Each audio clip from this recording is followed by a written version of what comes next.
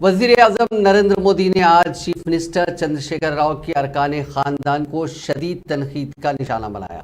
मध्य प्रदेश के भोपाल में बीजेपी के कारकुनों के लिए मुनक़िदा मेरा बूथ सबसे मजबूत प्रोग्राम को वर्चुअल तरीके से खिताब करते हुए उन्होंने कहा कि अगर आप चंद्रशेखर राव की दुख्तर की भलाई चाहते हैं तो बीआरएस पार्टी को वोट दें, या फिर आप अपने खानदान, अपने लड़के लड़कियों, पोते पोतियों, नवासे नवासियों की भलाई चाहते हैं तो बीजेपी को वोट दें।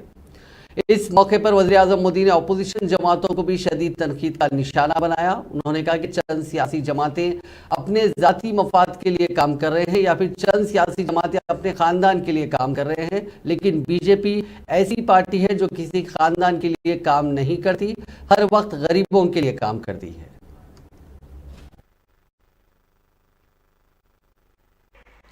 आपको के चंद्रशेखर राव की बेटी का भला करना हो तो आप बीआरएस को वोट दीजिए,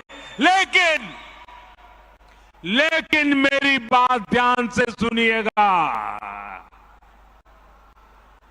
मेरे देशवासियों, मेरी बात ध्यान से सुनिएगा।